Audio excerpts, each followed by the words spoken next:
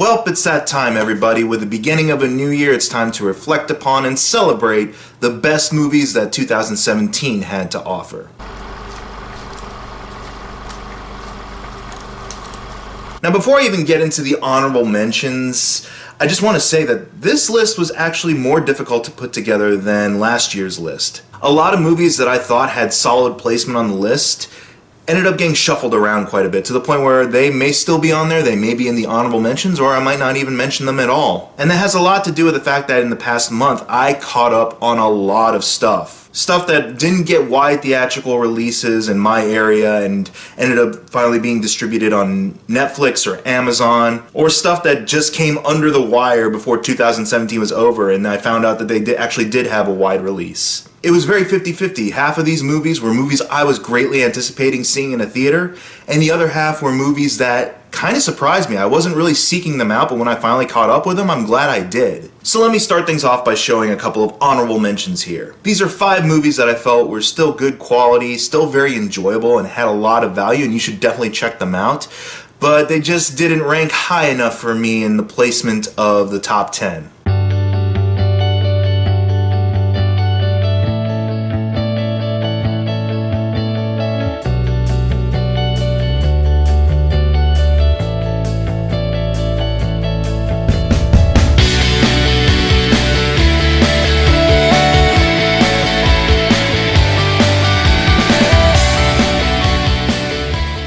Alright, with those out of the way, let's get to the meat and potatoes. Let's get to number 10.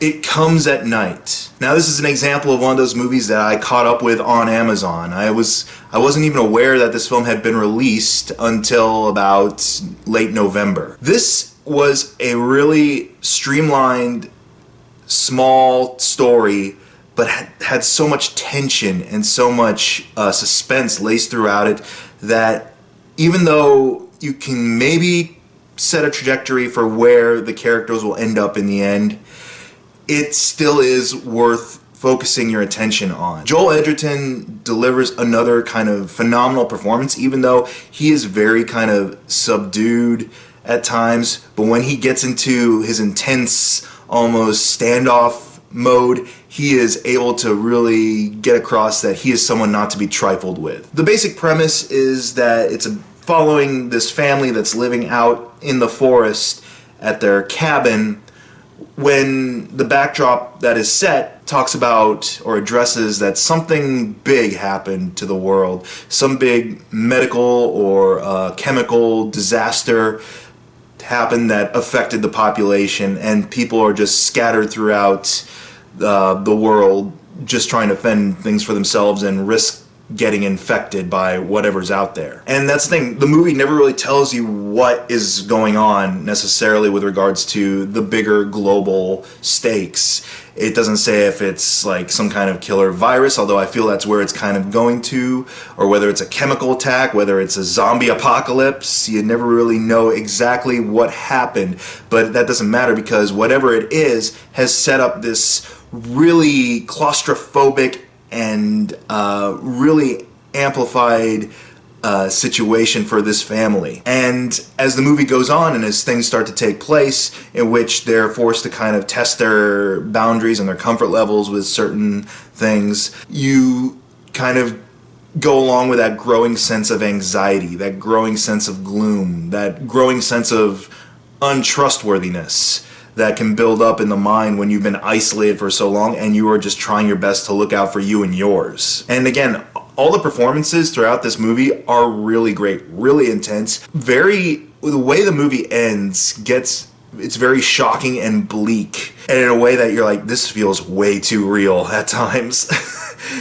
And I'm not gonna lie, this movie goes to some pretty dark and depressing places. I put it as number 10 mainly because of the great atmosphere, the great performances, and the great sense of pacing that the film was able to kind of accomplish with a very, again, streamlined type of story. Be forewarned, this movie will be a very hollowing experience for quite a few people, I'm sure. You're in for an experience in which it's more about taking in the atmosphere, taking in the feeling of overwhelming anxiety that this story builds up in you, and just know that it'll go to some places that are pretty uncomfortable. Get Out. I know this movie is up for a couple of Golden Globes, including being put in the comedy category, which I don't know if I agree with that. I mean, yeah, I get very much the satirical edge to Jordan Peele's first movie here, and yeah, there are funny moments throughout the film, but I would treat this as a legitimate, well-conceived thriller. You get enthralled in kind of the commentary that this movie is providing, while at the same time relish in sort of the demented things taking place as this guy is brought to visit his girlfriend's parents for the first time. And even though there's a point where the movie kind of takes a very, I want to say, B-movie-ish turn in the reveal, it still is pretty effective and still has a great kind of commentary as to our perceived notion of race and status in society. A lot of great supporting players. I love Stephen Root in this. Like, he has a very small role,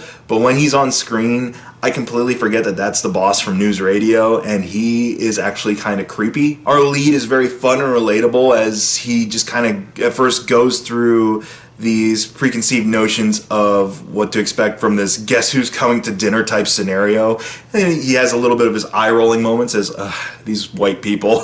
But then as the story escalates and he begins to grow more and more suspicious of what's going on, you're on that journey with him very well. Like, he is able to convey that sense of terror and vulnerability when he needs to. A lot of people probably would categorize this as being very kind of, at its core, comedic. I really didn't find it that to be the case. It was a very kind of compelling and thought-provoking film that really played on your expectations of where the plot was going. And I really hope this propels Jordan Peele even further into making more of these types of movies. I've always really liked his sense of storytelling and his sense of, actually, his performance too. His performance in other movies is really great, and if he ever takes on a kind of role of directing, writing, and starring in a movie, I will be there, first day opening weekend, definitely. Dunkirk. This was a great kind of follow-up to movies that Nolan had done previously, such as Inception, or even going so far as to Insomnia, which I feel is a very underrated Nolan film. This movie was relentless.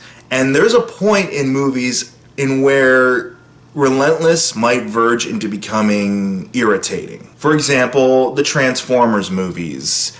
From frame one, they're all about explosions and shooting and big robots and things just clanging and crashing all over the place and people being loud and obnoxious. That's relentless, bordering on irritating, going well into full-on annoying. With Dunkirk, though, even though it feels like the action never lets up, you never get tired of it. You're never worn out by the experience. You might feel emotionally kind of taxed because that's kind of what Christopher Nolan's going with this story about the British soldiers being stranded on this beach and attempting to be able to make it back into safe territory, and the relentless bombardment from the air and from under the sea with submarines and torpedoes, and you follow not just one or two characters, you're kind of spread out over the whole scale of the campaign, ranging from Tom Hardy playing a fighter pilot in the air, spending that whole day just trying to cover his people on the ground in dogfights that feel so very realistic with regards to the pacing. The German bombers swing back around a couple of hours later and Tom Hardy's got to pace it out. He's got to take his time to maneuver around them. It is very well edited too, I want to say, because it's not really linear. You see events transpire a little bit before you actually see them from the perspective of the person involved.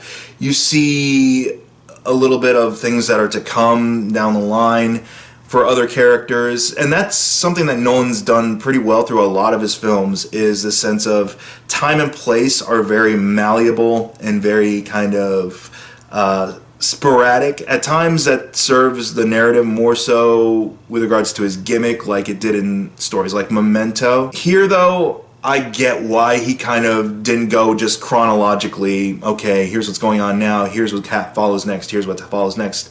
Because it helps to kind of accentuate certain characters' arcs better if you take a bit of a breather from them, allow yourself to explore a little bit of a relationship taking place on the beach between these soldiers and this one French soldier who is trying to just get away with them. And then you move on to what's going on in the dogfighting, what's going on with the higher-ups that Kenneth Branagh is taking command of.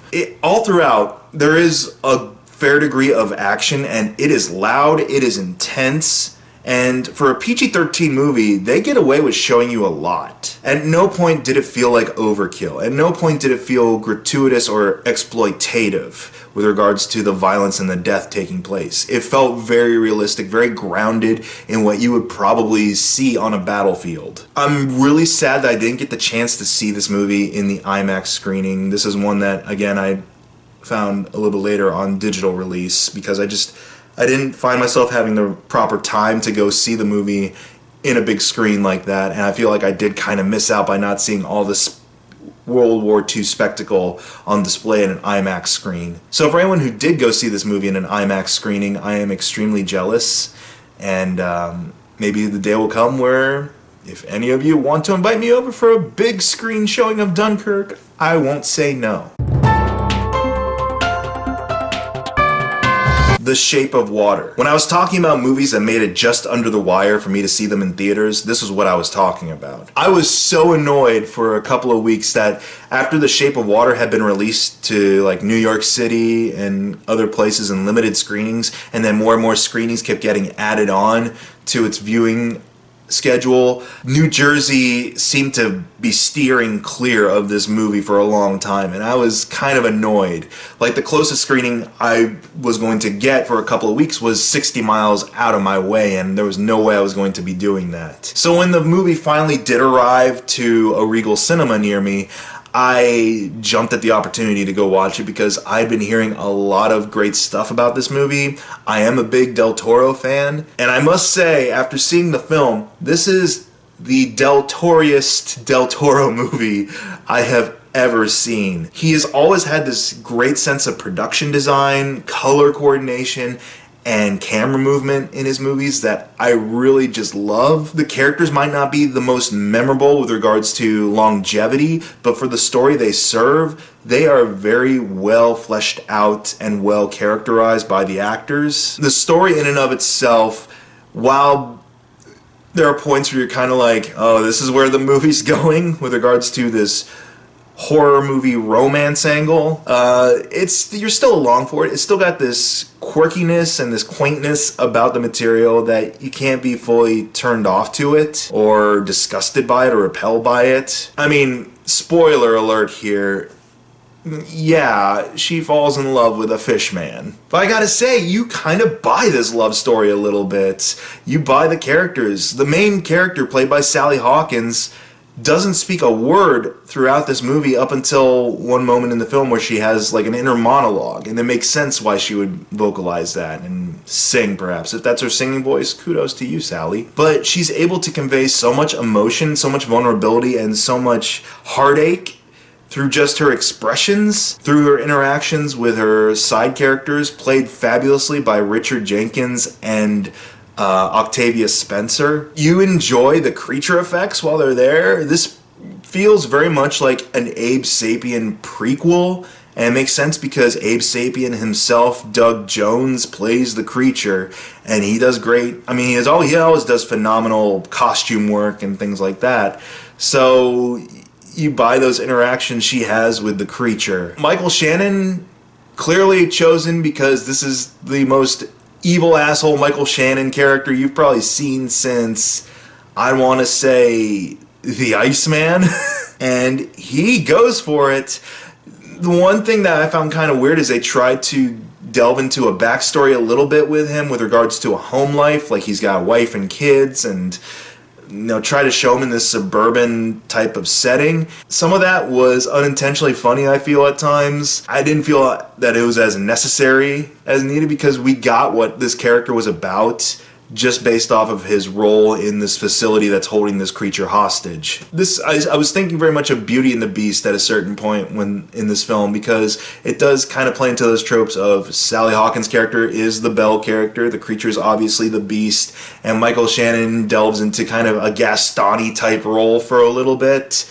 I'm glad it didn't really go that full route, and that he just becomes this sadist as time goes on, and he's very one-track minded when it comes to killing this creature. So while the story is very streamlined and very simple for what it needs to be, you are just enthralled and kind of hypnotized by the visuals, by the way scenes are paced, by the production value again going on in it, by again the performances. The one thing I've always thought about Del Toro's movies that make them stand out as opposed to other kind of fantasy or horror films is that he always populates his films with characters that are extremely eccentric and quirky, but like I said, they're not going to be the all-time, character greats. They're there to serve the story in the time you're there in the film, and then you're going to move on with your day, but at the same time, you're thankful to have that moment. Like Richard Jenkins, especially in this movie, I don't know if he's up for a supporting actor nomination or if that's even in the cards, but I feel he'd be deserving of it because he does a lot with a character that, again, is just in full service to this story, but they give him so much depth, and his performance conveys a lot of the character's dichotomy and a lot of the characters kind of going against the grain in society at the time while also wanting to be accepted. He does it very well, and it is, again, very heartbreaking at times. So yeah, if you've enjoyed Del Toro stuff from Pan's Labyrinth to the Hellboys to even Pacific Rim, which a lot of people would construe as just being this big dumb action movie about robots and monsters, I think you'll get a lot of appreciation out of seeing The Shape of Water. It clips along really well, and the characters are really kind of fun and sympathetic, and you don't regret the kind of weird territory the movie gets into at times because the characters still sell you on its legitimacy, sell you on the emotional investment. The Disaster Artist. I already did a video log on this movie. I explained a lot of what really worked for me. The performance of James Franco as Tommy Wiseau, I feel, is deserving of some recognition a lot. He really inhabits a character as opposed to what could have just been an easy lampooning or parody of Tommy Wiseau, because that guy is so eccentric already. How can you make that believable? How can you make a character like that who's already eccentric to the wazoo, how can you make that sympathetic? And James Franco's able to do that. I like a lot of the behind the scenes stuff they offered in the creation of The Room. Again, having it all anchored to this story of these two friends who are trying their best to make it in the industry. And as I've read more about the film and how it's not necessarily as involved as the actual book was, still go see it. People still turn in really great performances in this film, and if you are a fan of The Room, you will appreciate all the little hints and all the little Easter eggs laced throughout for that particular production. Baby Driver. First and foremost, this soundtrack kicks ass. This was a straightforward crime car heist film that sold me on its premise, sold me on, again, these quirky supporting characters that really hammer home the fun aspect of this movie, and the actual car chases made up of actual cars actually doing car chase stuff. Lots of great standouts here, ranging from Jamie Foxx being just this crazy guy named Bats, to John Hamm kind of taking a really dark turn halfway through this movie. You think he's gonna be the kind of upstanding honor among thieves type character at one point, and then he just takes a hard right into sociopath land. Selling me on this lead who I thought actually did a solid job, even though I know he's known more for kind of the tween young adult type of movies. he does a good job here. And I love his kind of incorporation of music, not just into his heists, but also into his life in general. And I can't give enough kudos to the person who orchestrated this soundtrack for this film. I've had John Spencer's Bell Bottoms running through my playlist for several months now because of this movie. And yeah, I'll stand by this movie even though it has Kevin Spacey in it, because Kevin Spacey is just one little cog in this overall machine. And even if that cog has got kind of a discoloration to it right now, the machine still runs for me. He is not what makes or breaks me watching this movie and enjoying this movie. Everything else is. And thankfully, everything else makes this movie worthwhile.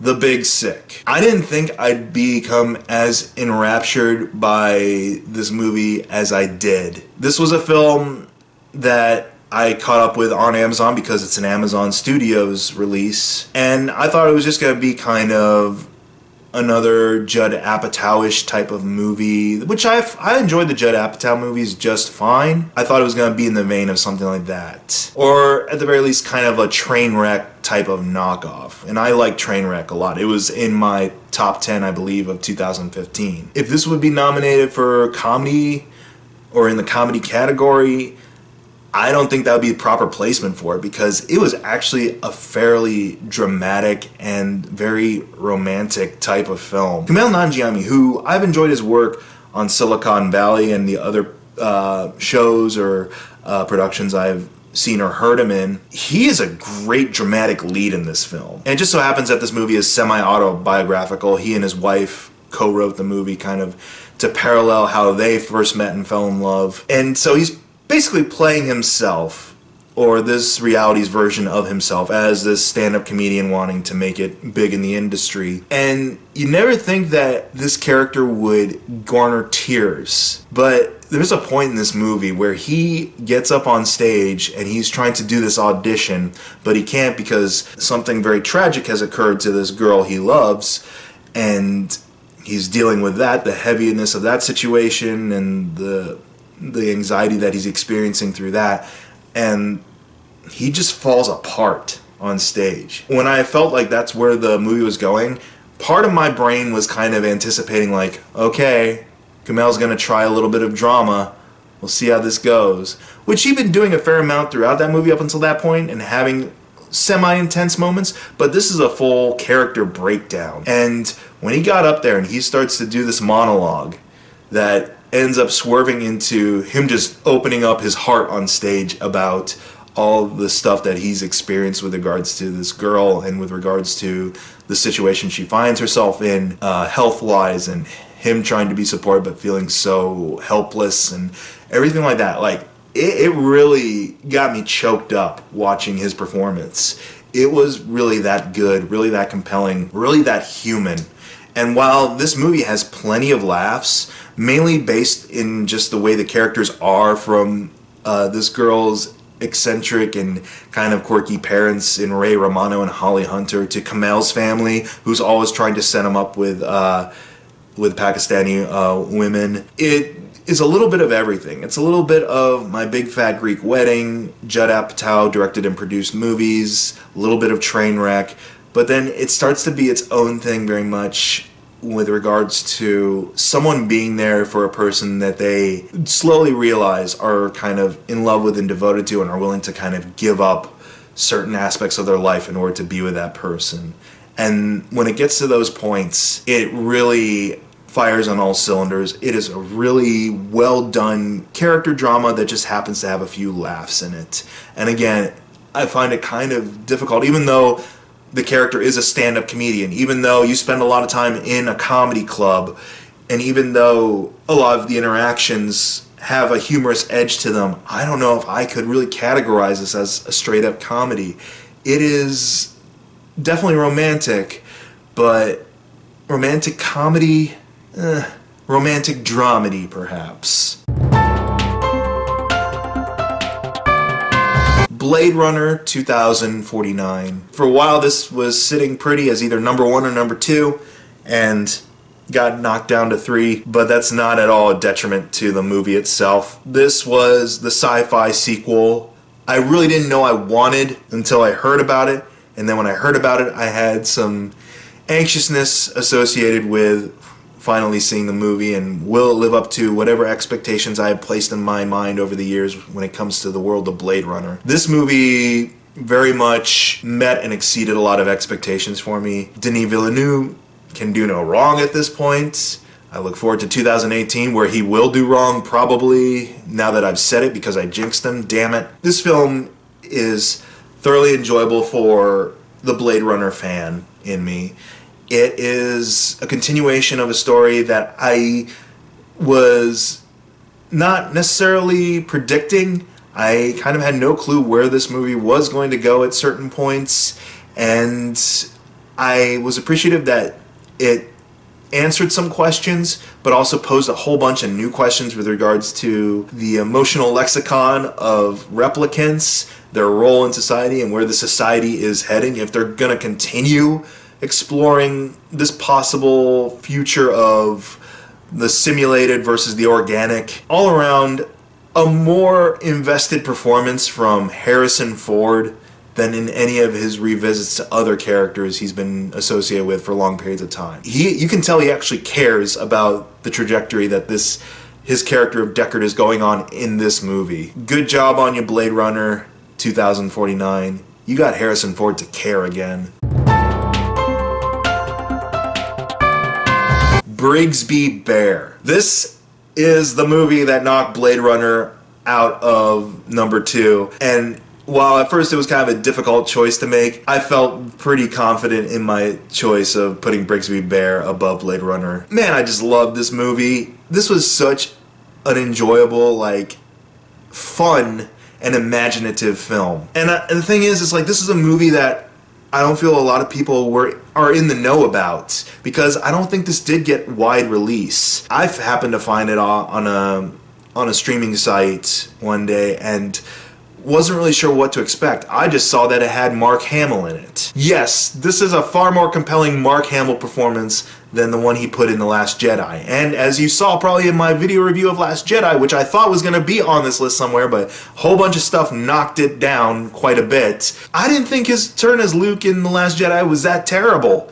I thought it was perfectly fine and perfectly serviceable, but this is the performance of the year from him that really made me love the guy even more as an actor. For those who don't know much about the background of this movie, it's directed by one of the guys from The Lonely Island.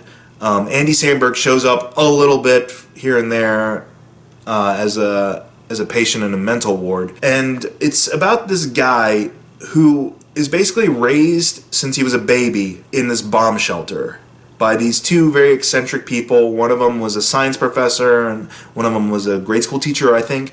And they basically raised him in this artificial environment and educated him and taught him about the world in general through this fictional TV show they shot and edited and distributed to him on their own, called Briggs Be Bare. And Hamill plays the voice and the character of Briggs Be Bare in the show. And so it's this weird, almost surreal take on Raising Arizona, except they got away with it in this movie as opposed to Raising Arizona. Up until the point where someone finally finds them and he ends up being brought back to his original family, and he's this guy in his mid-20s now who's spent this whole time sheltered in this underground facility, learning about things through this imaginary television show. And he takes it upon himself to create the finale for the television show on his own. And so the filmmaker in me, the guy who through a lot of his collegiate career going up until today has spent time shooting, just fun amateur movies with friends. A lot of me was real endeared to that aspect of the story, is this guy is just putting together this film for the sake of he wants to see this story completed, and the fact that he gets support from his sister's friend, who is an aspiring filmmaker and just wants to complete an original project, to other characters throughout. The cast in this movie does a really good job of selling the ridiculousness of the story with a lot of sweetness and sentimentality. Matt Walsh plays his biological dad in this, and you expect Matt Walsh to be very Matt Walshy, like from Veep. He's just kind of playing this comedic straight man at times, but he gets to put on some serious dramatic acting as his father, who's kind of heartbroken that he can't connect with his son. It's really well done, and Mark Hamill, like I said, he's still this very wide-eyed, quirky, eccentric guy who you would buy as being a really good dad if it wasn't for the fact that he kidnapped this baby. It's weird that I would say that and use it as a positive for this movie. Mark Hamill plays the sweetest abductor I've ever seen. This movie has such a great sense of fun and creativity about it that if you have ever tried to make movies on your own, if you've ever had that drive and determination to want to just do something original and fun and creative with your ideas, this is the movie that I feel you would get a lot of reward out of seeing. It is an unbelievably sweet and charming film. Briggs Be Bare, the unexpected number 2 contender of 2017 for me. Logan. Like, I needed to tell you that because I've been telling you for months that this movie was up there in my favorites of the year. While for a while it felt like Briggs Be Bare and Blade Runner were going to topple it, in the long run Logan won out. This movie hit everything right for me when it comes to this character, when it comes to this franchise, when it comes to what you can do with superhero storytelling these days. I cannot think of a more heartfelt and emotional send-off for a character that I have spent 17 years following, in the cinema at least. Hugh Jackman is a force of nature in this film. And as I mentioned in my video log, he plays Wolverine like it hurts. Like, you can buy that this is the last run for the character because the character feels like it's the last run for him. This very kind of dour, down on his luck superhero who finally gets a little bit together and is able to give one last shot at adamantium berserker glory. It's nothing if not complemented extremely well by Daphne Keane as Laura, who I hope she goes on to some great projects, because if she's able to convey so much power and emotion, again, without having, very much along the lines of Sally Hawkins, without having to say a lot in the majority of the film, I can't wait to see what she's able to do as she grows up into more sophisticated roles, perhaps, than just little Wolverine. Patrick Stewart, another very heartbreaking and very emotionally complex performance turned in for a character who I feel has equal anchorage in the X franchise with Jackman's Wolverine. It's so appropriate that it's these two characters and these two actors kind of closing out this chapter of the X-Men movies, because they started it together in 2000 and they're wrapping it up here with their runs. And again, I'm going to be so disappointed if the cash cow now that is the 21st Century Fox Marvel Studios conglomerate says, you know what, let's bring back Jackman and Stewart for some X films. Because moolah. Like, I don't want that for these characters. This was the most perfect send-off for both this iteration of Wolverine and this iteration of Professor X, that to have them come back in glorified cameos even, it would be something of a disservice. Because they actually took these characters that you could argue might have started off as just kind of two-dimensional or one-note, and really brought them to a very relatable and very human place that you get choked up when stuff happens to them in this movie. I don't know how much I want to spoil, but the reason I'm saying last run is pretty apparent for Logan, let's be honest. When that moment comes, you feel like you're closing out a really well-rounded relationship with this character.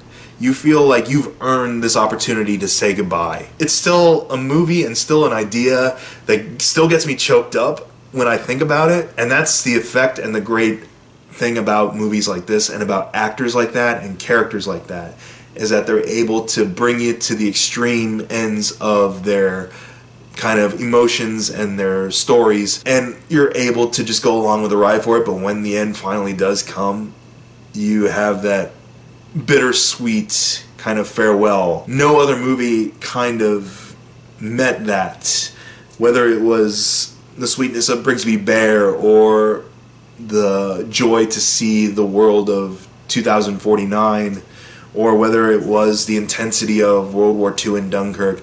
Nothing quite brought the emotion home for me more so than saying goodbye to this iteration of the Wolverine. So I'm really curious to hear, what are some of your favorite movies from the past year? Do you have your own top 10 list that you'd like to share? I'll be back very shortly with the video I'm sure you're anticipating way more than this. The top 10 worst of 2017.